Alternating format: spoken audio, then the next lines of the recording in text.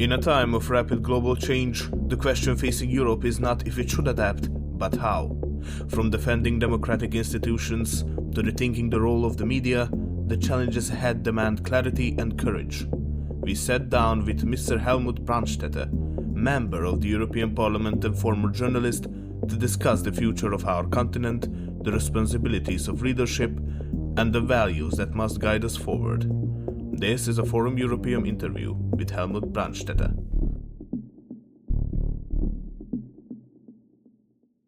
Hello everyone, this is the newest episode of Forum Europeum, and we are continuing our series in which we are interviewing members of the European Parliament. In this episode, we are going to interview Helmut Brandstätter, member of NEOS, a party from Österreich, which is in the Renew group.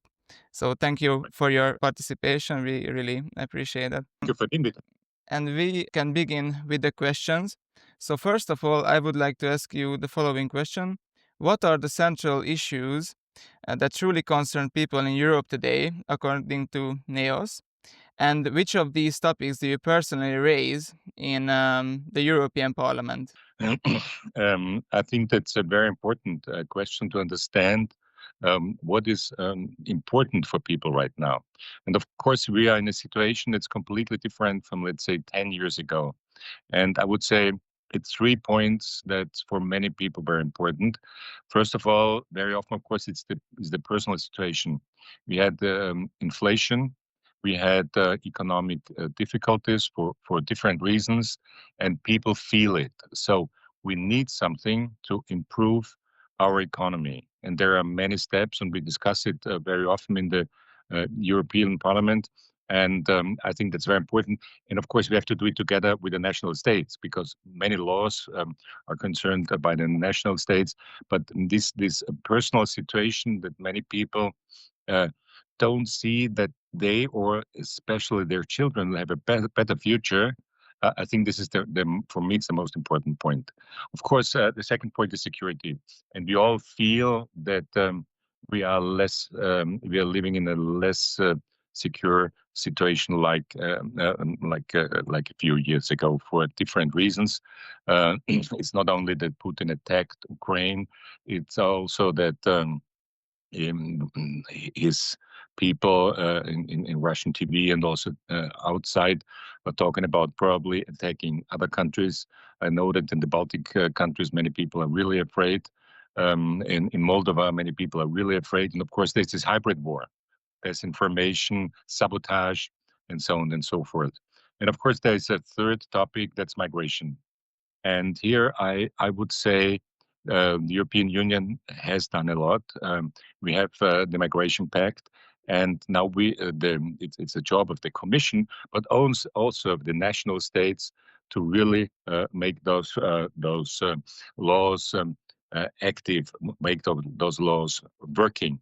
And what I also hear from national states, that they say, no, we just close our borders. That doesn't work. It really works if we have a common migration policy and we have the basis for it. And I'm afraid if we don't do that, that will be only for the advantage of the right-wing populists, extremists, whatever. So I think these are the three topics where people are talking the most about, and where many people probably are also afraid. Thank you very much. You were talking about so-called far-right parties. Connected to that, our question is that with the rise of extremist movements and political polarization across Europe, what concrete measures can the EU take to strengthen social cohesion and protect its democratic institutions? Yeah, I think as far as social cohesion is concerned, it's more the job of the national states. Of course, as we know now, we have for the first time a commissioner who's working on the topics of apartments, of living conditions, etc. And of course, that's also important. But that's more the job of the national state. What we really have to work on is everything that is concerned with disinformation, because there's a lot of false information coming into our social media, on all these platforms. I mean, I open my cell phone and I go on the platform X, where I'm still on, and I see so many bots, and you realize that they are bots.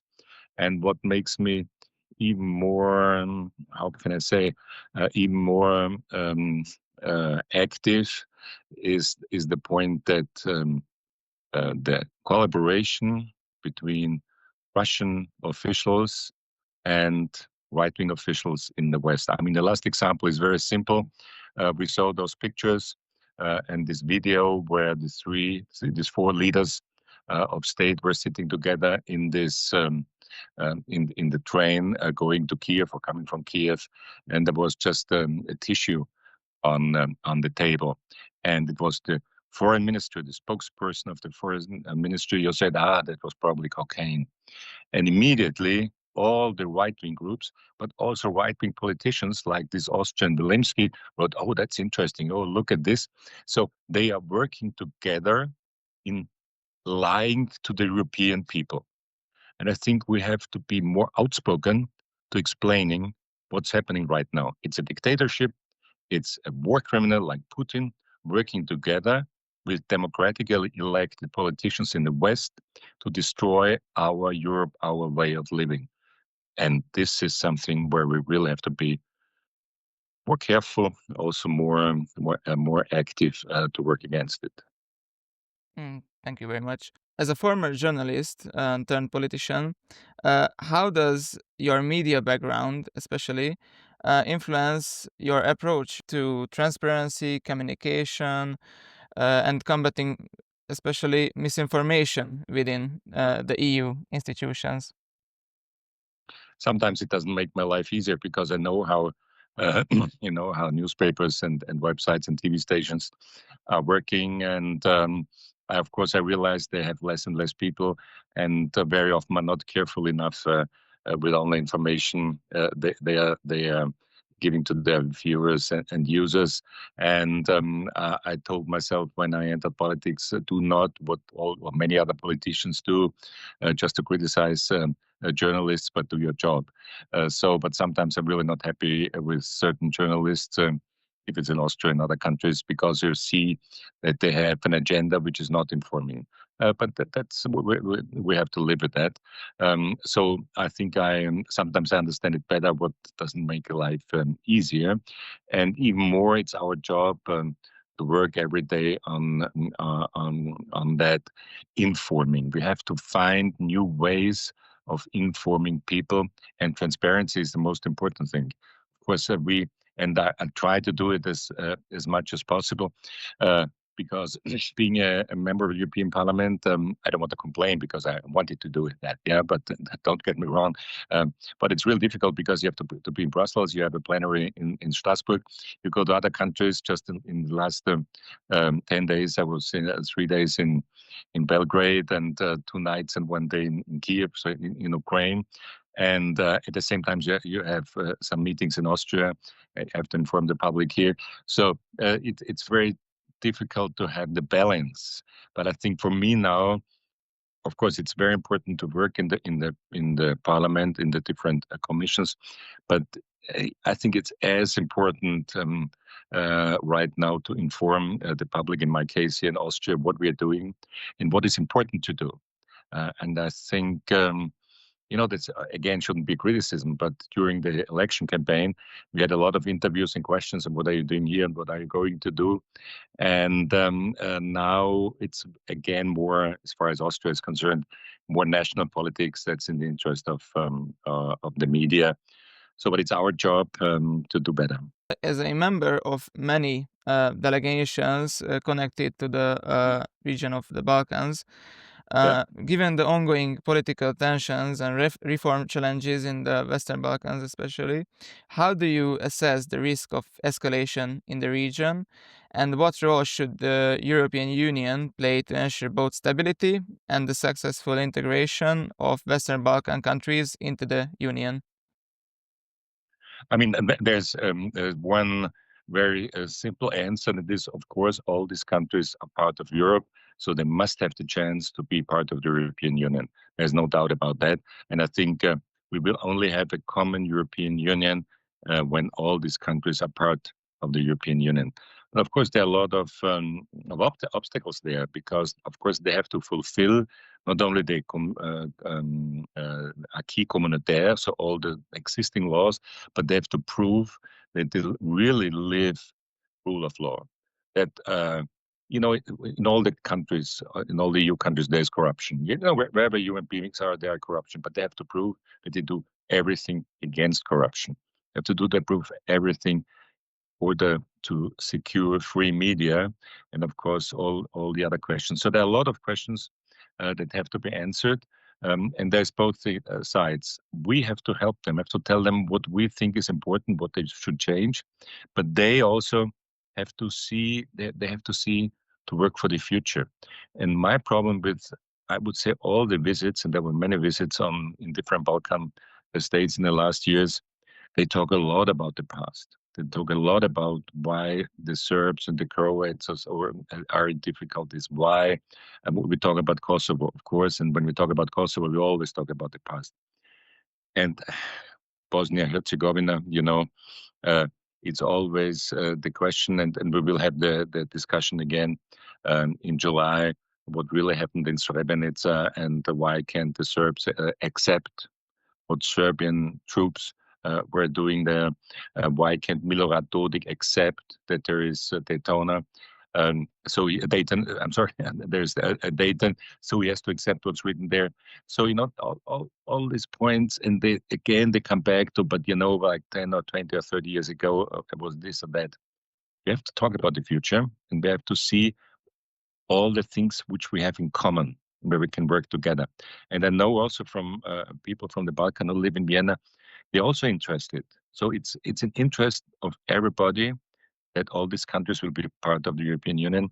But I'm not always sure if it's also in the interest of all the politicians who are in power there. Talking about common goals of the European Union, you have emphasized that the need for a unified European security strategy and higher defense spending is needed. And because of that, how do you envision balance between strengthening EU defense capabilities and respecting Austria's traditional neutrality? Austria, of course, is a special case, and you can understand the special case only if you see history. Between 45 and 55, we had those four powers, the Allied powers in Austria, and we had in the different parts of the country, and we had all four of them in Vienna, of course, and it was very important for the people not only to be liberated, which happened in 45, but really to have the chance to live in a free country. Because in 45 already we had our own parliament, our own government, but still there were the occupying forces there, and they were important. So people were longing for finally when will we be really free, and neutrality was part of the deal. First was the State Treaty in May, and then was neutrality voted for in the parliament in October.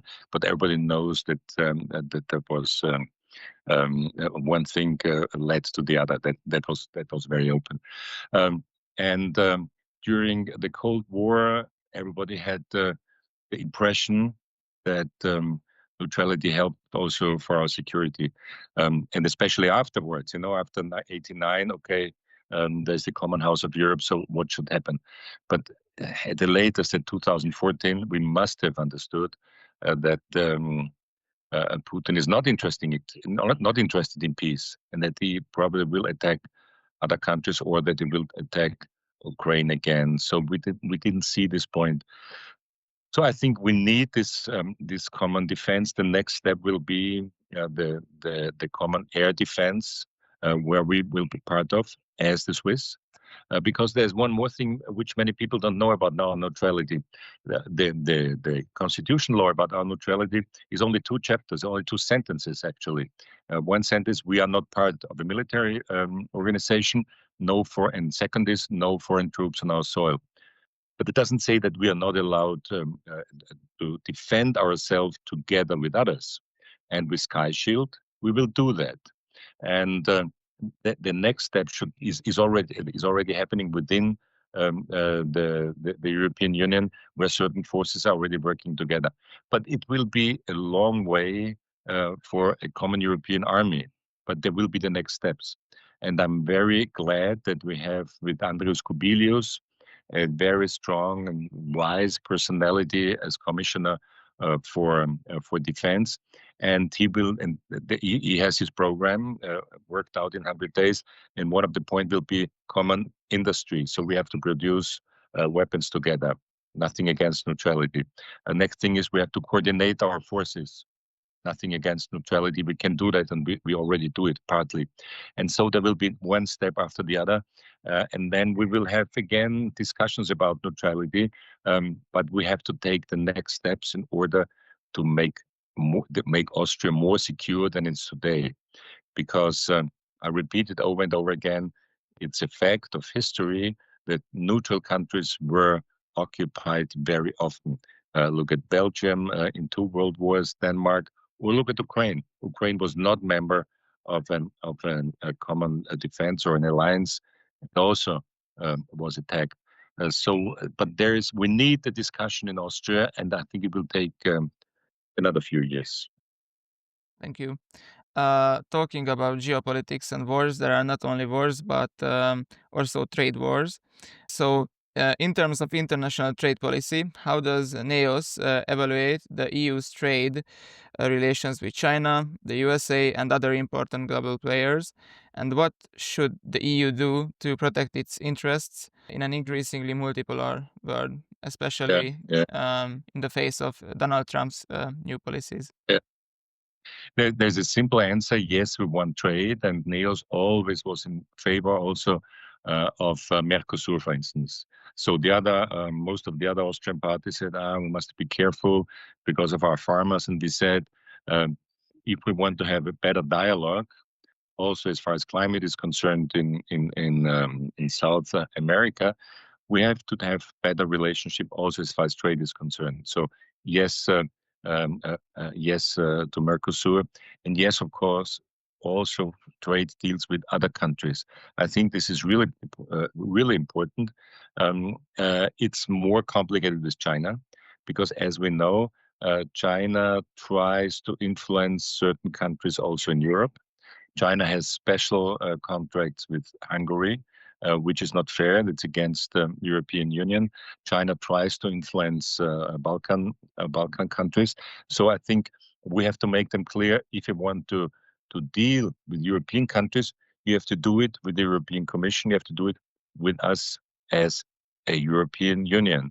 And then I think we're strong again, and the same goes for Trump. I think if we are strong enough, then Trump will understand that he needs us at least as much as we need the United States. And then we will get a fair deal. Talking about the Trump administration, it is very often connected to so-called tech billionaires or tech oligarchs. Yeah. So how can the EU address the challenges posed by these so-called tech oligarchs that are influencing politics, for example, in the case of Elon Musk, and the spread of misinformation online? Mm-hmm. In general, there's a good book by Anna Bradford. It's called The Brussels Effect. And the Brussels Effect is Brussels is strong. Many people in Europe say, we are not so young that. No, we have 450 million consumers, 27 countries, good universities, very good companies. So we are stronger than some people want to realize. And we're even stronger if we work together, if we cooperate. And I think this Mr. Musk and all those guys have to understand, if you want to make business with us, you have to accept our rules. So if you do anything against our rules, you will be fined. And you have to understand that. So if we have a Digital Service Act now, it has nothing to do with censorship, like some right-wing politicians say. It's just to bring responsibility also to platforms. As a journalist, as an editor-in-chief or a publisher, I always had responsibility, and Musk doesn't want to accept that he has also responsibility what's happening on his platform. And we are strong enough to convince him to accept our rules. And it's our job to have the right rules, and we have to be convinced that it's what they are right. And then if it's Musk, if it's Amazon, whoever it is, TikTok, they have to accept our rules. What do you think about the following case? If they don't accept these rules for some reason, then, for example, a social media platform created by Europeans and maybe supported by the European Union, do you think it could be a good solution? I think we are really late. I think, and that's also a part of the differences between the US and Europe, and which Trump doesn't understand. He says he wants that the Americans buy American cars. We want an American car. Whenever I was in the States, I had to drive an American car, and I was happy to sit in my European car coming back. As far as those digital platforms are concerned, the Americans are better. I mean, we have to accept that, and I think it's rather late to build it. Doesn't mean that we shouldn't try it, but what I'm proposing now, and I proposed it in a video the day after Trump was elected, I realized that he will change, the whole atmosphere in America, especially in the elite and the very good universities. So I said we should go there and try to get researchers, scientists to Europe and offer them interesting jobs, interesting possibilities. It's not only the job at the university or the research institute. It's also to have the possibility to invest in companies, etc. We should do that. And finally, the European Union is doing it. We could have been faster, but I think this is a very good chance to get very good people also from the States. And probably someone will invent a platform. There were European platforms, national platforms, but none was good enough to survive, as you know. Thank you. And our last question is about the future of Europe. So basically, what do you think? What topics will be important for Europe in the following years? And according to NEOS, what should we do to build a better Austria and a better Europe as well? You see, that's something that's really changed, and even 10 years ago, I wouldn't have said it, and didn't even think about it when I was your age, that our democracy is really endangered. And that's something that completely changed. Even during the Cold War, we thought, okay, this can be dangerous, and we saw how the Soviets invaded Hungary and later on Czechoslovakia, and how they stationed new weapons, nuclear weapons in Eastern Europe. And that was potentially dangerous, but then there were talks again, and then we had 1809. But I never, in this time, even in the Cold War, had the impression that our European, our national democracy is in danger. And this really has changed. Today, I'm not so sure. There might be challenges that our democracy is not as stable as it is now if we don't do the right thing. And I think this is really, it's our job, but it's very much the job of the next generation to understand that democracy is not given, and that it can't be taken away. So we have to do the right thing. And as I said at the beginning, it has very much to do with the way of living and the possibilities for education, for work, social coherence. I think that's really very important. And then I can imagine that Europe has very good chances. Good education, more European feeling. I think this is also something. The very dangerous thing right now is that people, some parties come up in nationalism.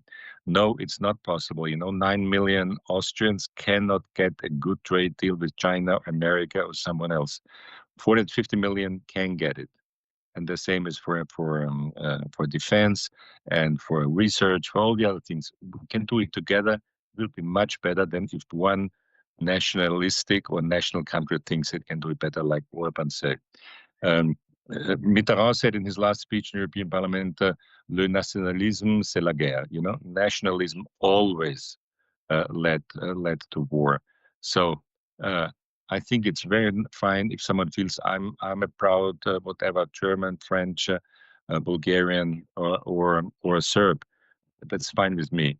But understand that your way of living and democracy only will be possible if we have a common Europe. If we lose that, everything is in danger. And that's what's really motivating me every day. Thank you very much. This was our interview with Helmut Brandstätter, and thank you for watching.